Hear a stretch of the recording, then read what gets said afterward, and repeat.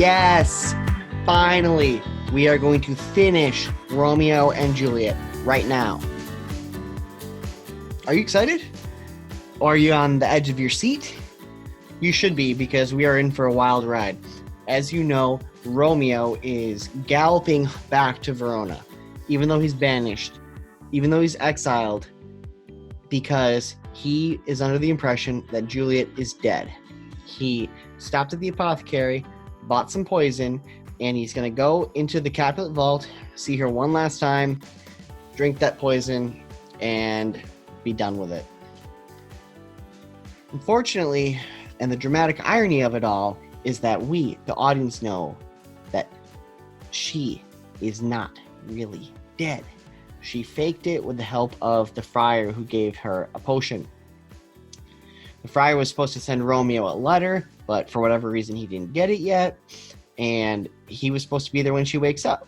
Unfortunately, he's going there to drink some poison. So let's find out how it all goes down. Let's find out what really happens and get excited. We have scenes 2 and 3 today. All right, here we go. Enter Friar John. Holy Franciscan Friar, brother, ho! Enter Friar Lawrence. This is the friar that we've known this whole time, Friar Lawrence. This should be the voice of Friar John. Welcome from Mantua. What says Romeo? Or if his mind be writ, give me his letter. Going to find a barefoot brother out of our order to associate me, here in this city visiting the sick, and finding him, the searchers of the town, suspecting that we both were in a house where the infectious pestilence did reign, sealed up the doors and would not let us forth, so that my speed to Mantua there was stayed. Who bore my letter to Romeo? I could not send it. Here it is again. Gives Friar Lawrence a letter. Nor get a messenger to bring it thee. So fearful were they of infection. Unhappy fortune! By my brotherhood, the letter was not nice, but full of charge, of dear import, and the neglecting it may do much danger. Friar John, go hence. Get me an iron crow, and bring it straight into my cell. Brother, I'll go and bring it thee. Exit Friar John.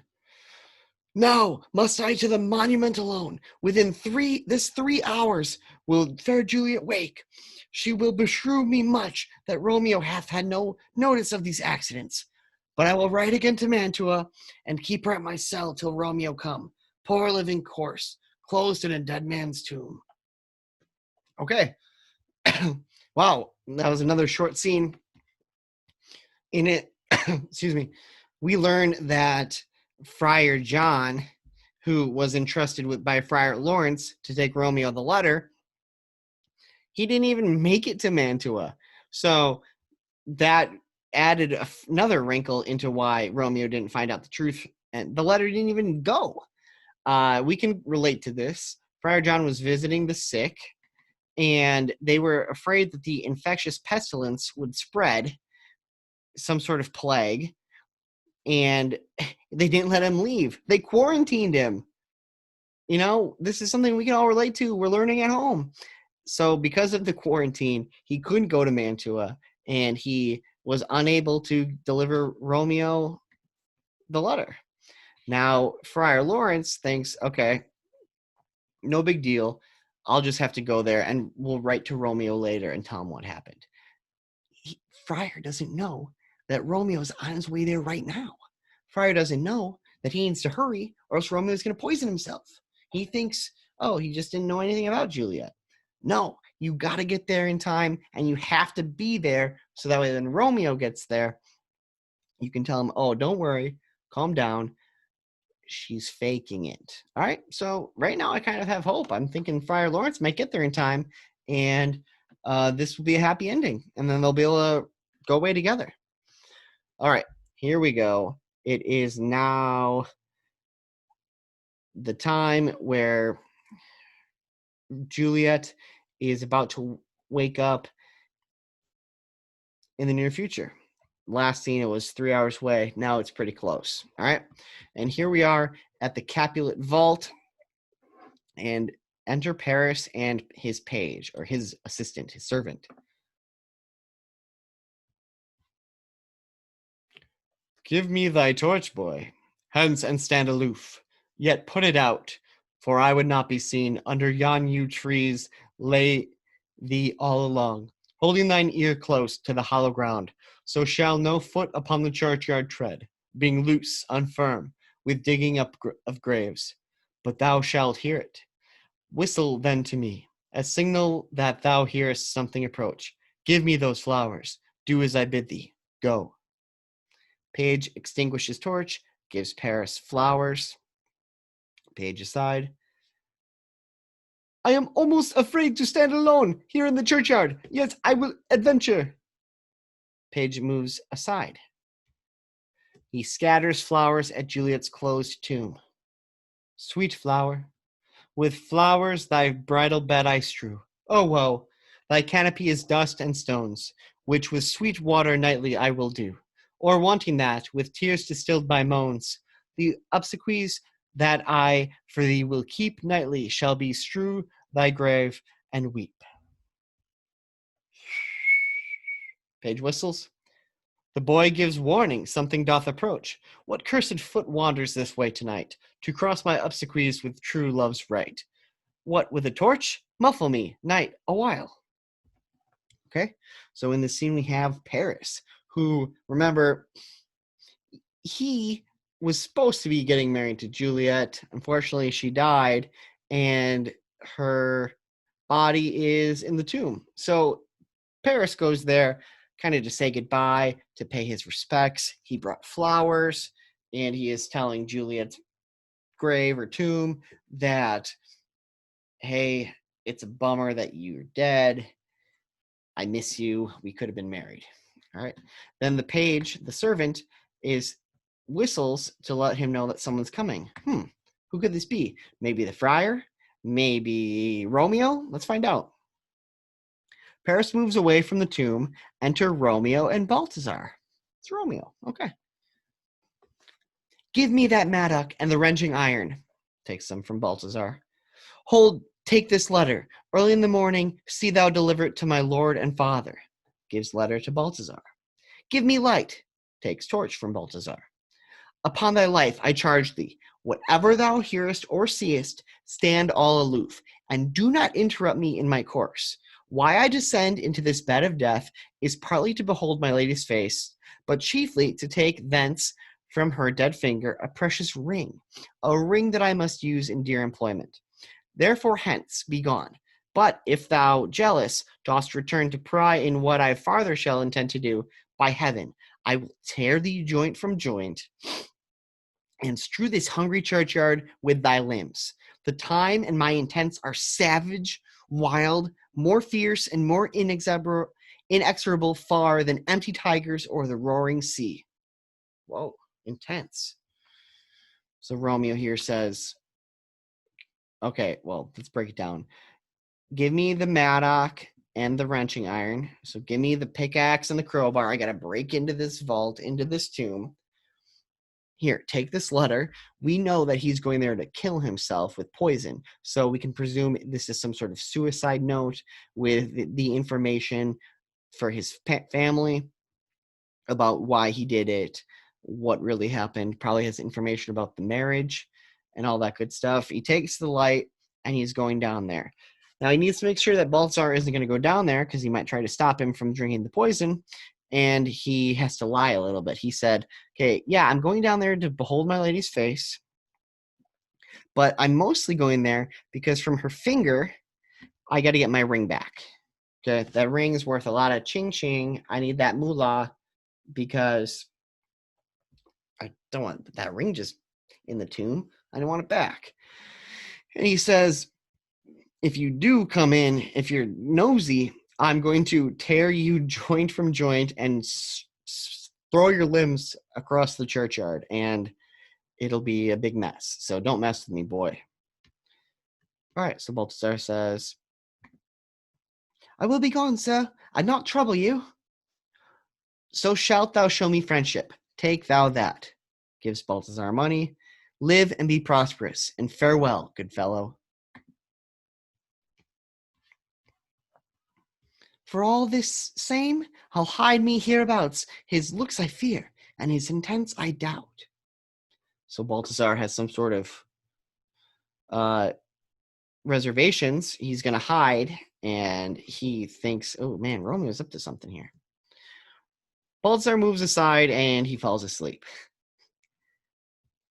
Thou detestable maw, thou womb of death, gorged with the dearest morsel of the earth. Thus I enforce thy rotten jaws to open, and in despite I'll cram thee with more food. Begins to open the tomb with his tools. Paris aside. This is that banished haughty Montague, that murdered my love's cousin, with which grief it is supposed the fair creature died, and here it is come to do some villainous shame to the dead bodies. I will apprehend him. To Romeo now. Stop! Thy unhallowed toil, vile Montague! Can vengeance be pursued further than death? Condemned villain, I do apprehend thee. Obey and go with me, for thou must die. All right, so Paris thinks Romeo is there to cause some sort of trouble. Now, he doesn't really know him very well. He just knows that he's that Montague guy who killed Tybalt. And maybe Juliet died because she was so sad about Tybalt dying. And gosh, what's he going to do here? All these dead bodies. He shouldn't be here. He's banished. And he tries to capture Romeo and turn him into the prince. Romeo, though, won't be captured. He has to go drink the poison. So he says, I must indeed, and therefore came I hither. Good gentle youth, tempt not a desperate man. Fly hence and leave me. Think upon these gone. Let them affright thee. I beseech thee, youth. Put not another sin upon my head by urging me to fury. Oh, be gone. By heaven, I love thee better than myself, for I come hither armed against myself. Stay not, be gone. Live and hereafter stay. Say, a madman's mercy bid thee run away. I do defy thy combination, and apprehend thee for a felon here. Wilt thou provoke me? Then have at thee, boy. Romeo and Paris fight.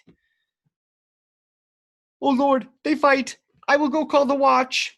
So while they're fighting, Paris's servant goes off to get the watch, to go get the police officers, the people who help keep the order. Paris falls. Oh, I'm slain. If thou be merciful, open the tomb. Lay me with Juliet. Paris dies. Oh, man. Just another person Romeo's killed. All right, here we go. In faith I will. Let me peruse this face. Mercutio's kinsman? Noble County Paris? What said my man when my betossed soul did not attend him as we rode? I think he told me Paris should have married Juliet. Said he not so? Or did I dream it so? Or am I mad, hearing him talk of Juliet, to think it was so? Oh, give me thy hand. One writ with me in sour misfortune's book. I'll bury thee in a triumphant grave. Romeo opens the tomb to reveal Juliet inside. All right, so Romeo looks at Paris. He's, oh man, I think he was supposed to marry Juliet. I don't really remember. It's not that important, but bummer I had to kill him. Okay, then he's going to drag his body in and put it down in the vault like Paris asked. A grave? Oh no, a lantern, a slaughtered youth. For here lies Juliet, and her beauty makes this vault a feasting presence full of light. Death, lie thou there, by a dead man interred. Lays Paris in the tomb.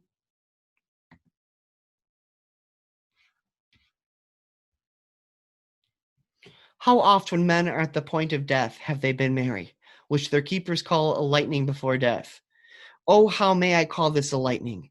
Oh, my love, my wife, death that hath sucked the honey of thy breath, hath had no power yet upon thy beauty. Thou art not conquered. Beauty's ensign is crimson in thy lips and in thy cheeks, and death's pale flag is not advanced there. All right, let's pause. This, right now, would be driving me crazy as an audience member at the play, because the audience, we all know that Juliet's not really dead. This is the ultimate dramatic irony right here. He's talking about how beautiful Juliet still is, how death has not sucked the honey out of thy breath. Death has no power over her beauty. He's saying she is just as beautiful now as when she was alive. Crimson is in thy lips and in thy cheeks. Your lips are red and your cheeks are red. Death's pale flag is not advanced there. You're not pale. This is very different from when she first drank the potion and she looked white. She looked like frost on a flower. She looked pale and had no color. Now her color is coming back. She's about to wake up. And Romeo is clueless. He just thinks, oh, this is proof of how awesome Juliet is, how hot she is, how beautiful she is, how perfect she is. We as the audience member knows that she's waking up. Don't do it, Romeo. Don't drink the poison. All right, let's continue. Tybalt, liest thou there in thy bloody sheet? Oh, what more favor can I do to thee than with that hand that cut thy youth in twain, to sunder his that was thine enemy? Forgive me, cousin. Ah, dear Juliet, why art thou yet so fair? Shall I believe that unsubstantial death is amorous, and that the lean abhorred monster keeps thee here in dark to be his paramour? For fear of that, I will stay with thee, and never from this palace of dim night depart again. Here will I remain, with worms that are thy chambermaids. Oh, here will I set up my everlasting rest, and shake the yoke of inauspicious stars. From this world-wearied flesh, eyes, look your last. Arms, take your last embrace. And lips, oh, you the doors of breath, seal with a righteous kiss, a dayless bargain to engrossing death. Kisses Juliet and takes out the poison. Come, better conduct, come. Unsavory guide, thou desperate pilot, now at once run on the dashing rocks thy seasick, weary bark. Here's to my love. Oh, true apothecary, thy drugs are quick. Thus with a kiss,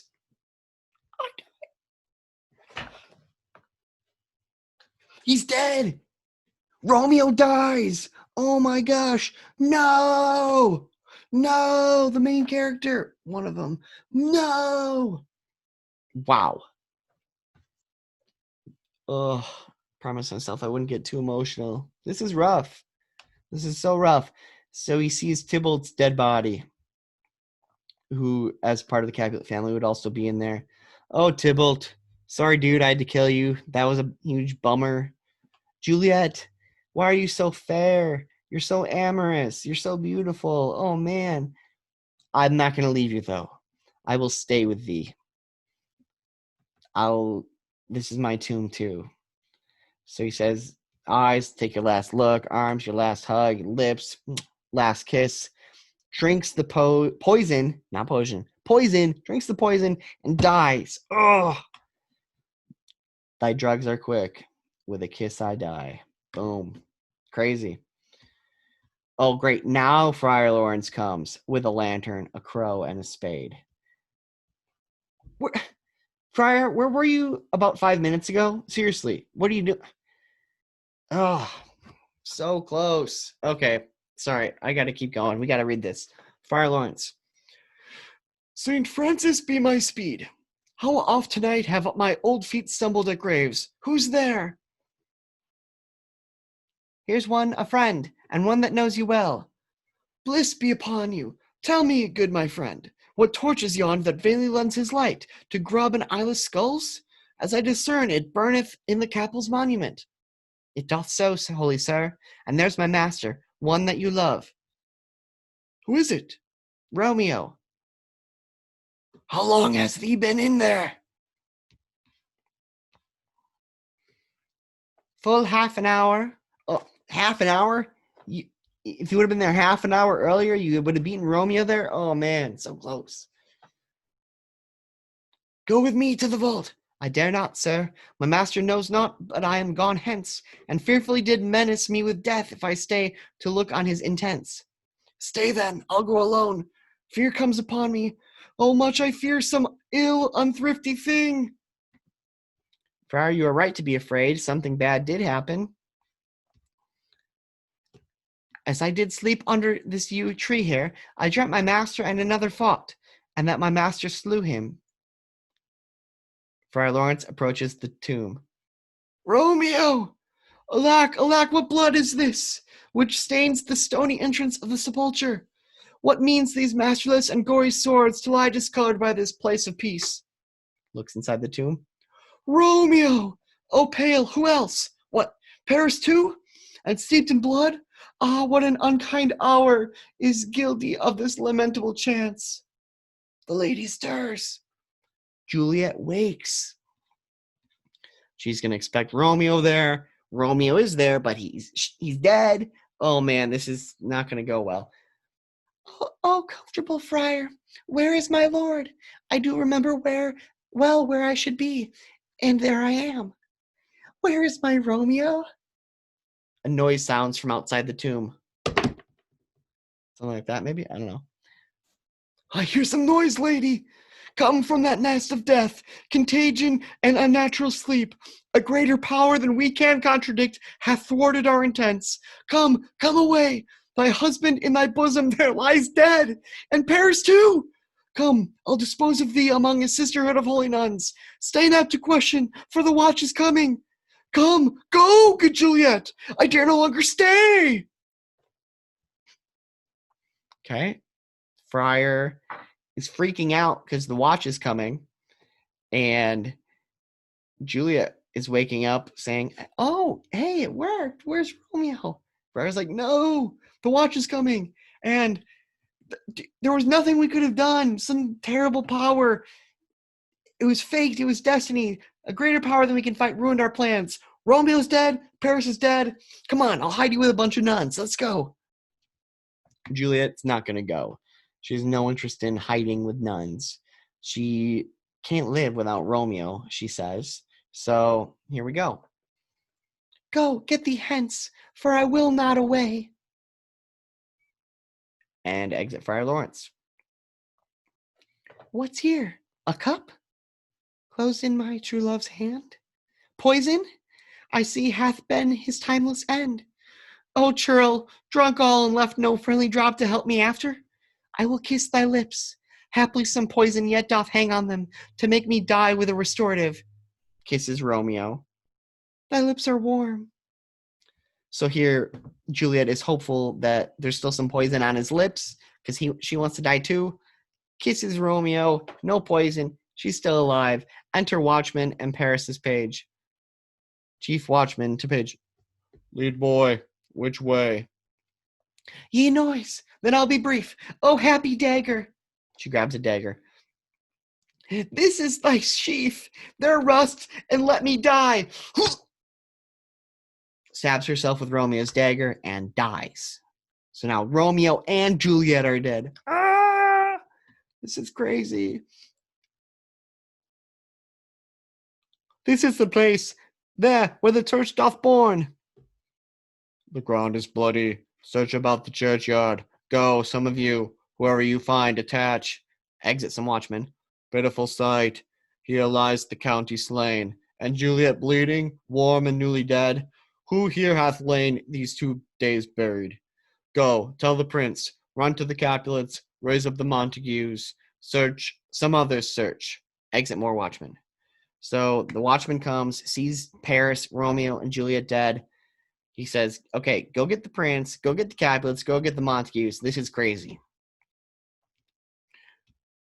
We see the ground whereon these woes do lie, but the true ground of all these piteous woes we cannot without circumstance decry.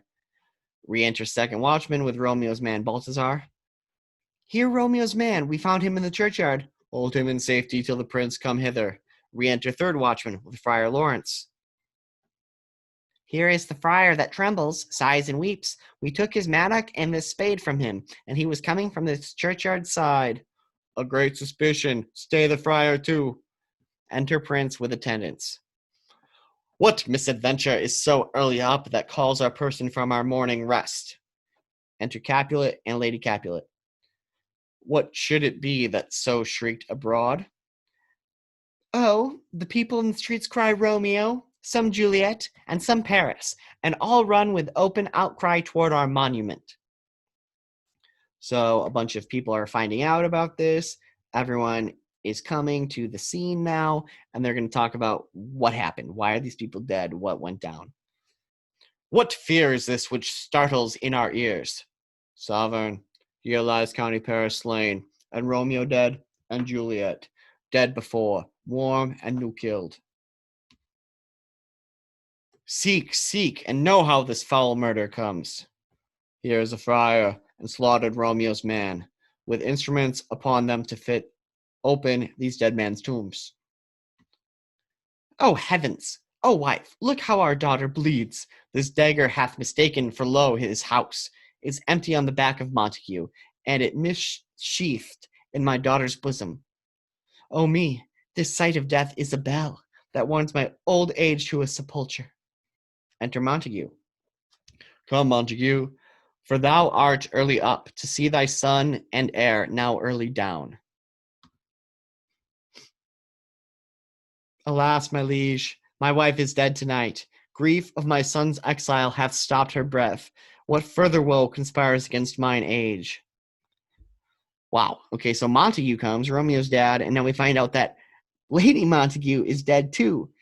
She was so upset that Romeo was exiled that she died. Maybe a heart attack, maybe who knows, but the grief, she's dead, one way or the other. So now we have a huge death toll.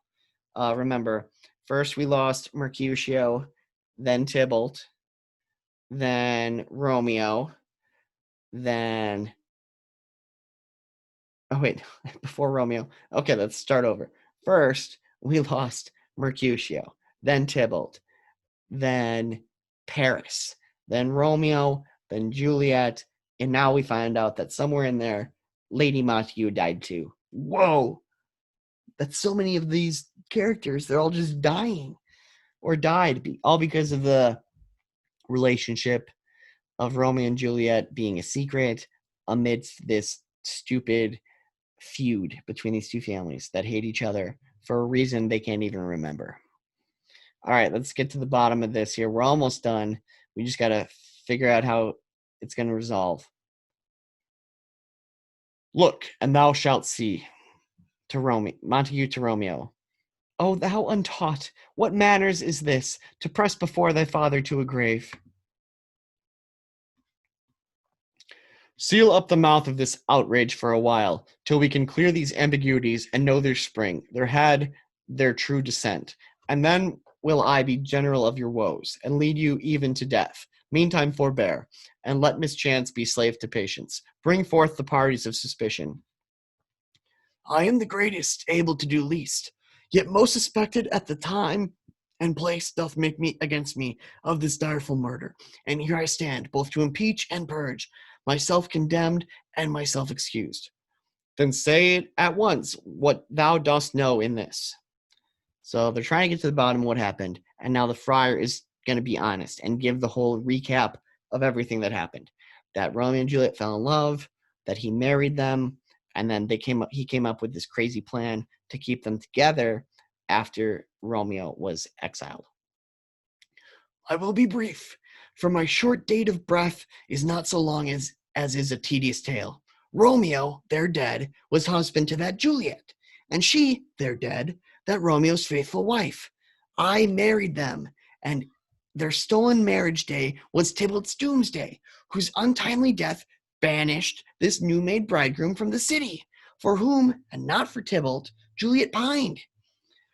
You, to remove that siege of grief from her, betrothed and would have married her perforce to County Paris. Then she comes to me, and with wild looks bid me devise some mean to rid her from the second marriage, or in my cell she would kill herself. Then I gave her, so tutored by my art, a sleeping potion, which so took effect as I intended, for it wrought on her the form of death. Meanwhile, I writ to Romeo that he should hither come as this dire night, to help to take her from her borrowed grave, being the time the potion's force should cease, but he which bore my letter, Friar John, was stayed by accident, and yesternight returned my letter back. Then, all alone, at the prefixed hour of her waking, came I to take her from her kindred's vault, meaning to keep her closely at my cell, till I conveniently could send to Romeo. But when I came, some minute ere the time of her awakening, here untimely lay the noble Paris and true Romeo dead. She wakes, and I entreated her come forth and bear this work of heaven with patience. But then a noise did scare me from the tomb, and she, desperate, would not go with me, but, as it seems, did violence on herself. All this I know, and to the marriage her nurse is privy.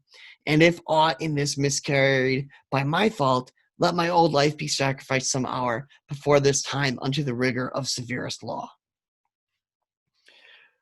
We still have known thee for a holy man. Where's Romeo's man? What can he say in this?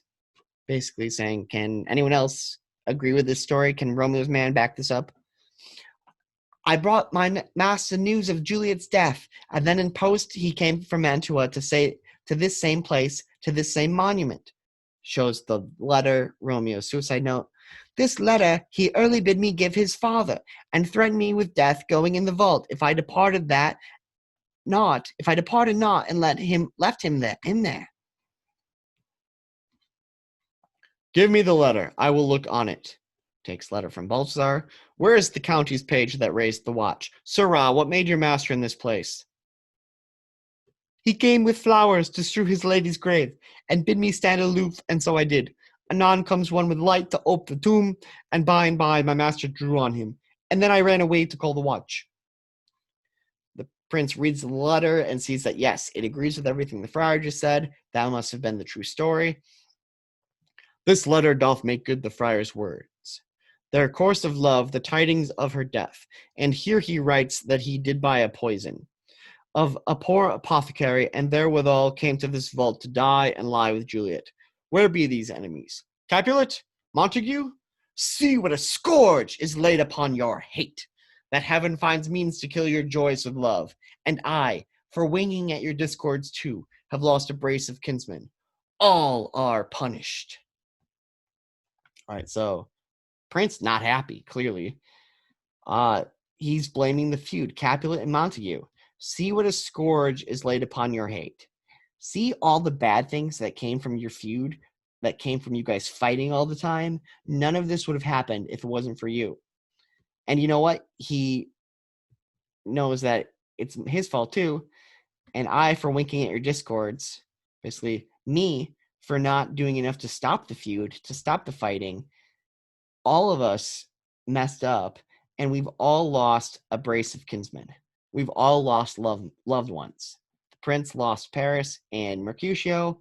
Capulet lost Juliet and Tybalt. And Montague lost his wife and Romeo. Lots of dead. All right. Capulet says, "O brother Montague, give me thy hand. This is my daughter's jointure, for no more can I demand. But I can give thee more, for I will raise her a statue in pure gold, that whiles Verona by that name is known, there shall no figure at such rate be set as that of true and faithful Juliet. As rich shall Romeo's by his ladies lie, poor sacrifices of our enmity." Okay, so Capulet and Montague say to each other, we should not be fighting anymore. This was bad. And they agree that they're each going to build a golden statue of the other person's child to remember all the tragedy that happened here and to show that the family feud should not have been happening. All right. So the prince says the last words here. The prince says, "A glooming peace this morning with it brings. The sun for sorrow will not show his head. Go hence and have more talk of these sad things. Some shall be pardoned and some punished. For never was a story of more woe than this of Juliet and her Romeo." And everyone exits. That's the end. The prince says, all right, we got to go. And some people are going to be punished. Some will be forgiven. This was all terrible. Nothing sadder has ever happened than what happened here with Romeo and Juliet. Wow, what a tragedy. So many people died. So many people that we can blame. It's crazy. All right. Well, I hope you enjoyed it. A lot to think about here, a lot to analyze, a lot to think about how it could apply to our lives, what's going on in the world today, all of these themes, love, hatred, revenge, fate, destiny, all of these things that we can still relate to. Hopefully, you got something out of it. And I can't wait to hear what you guys think about it. All right. Thanks. Have a good one, everybody. Take care. Bye bye.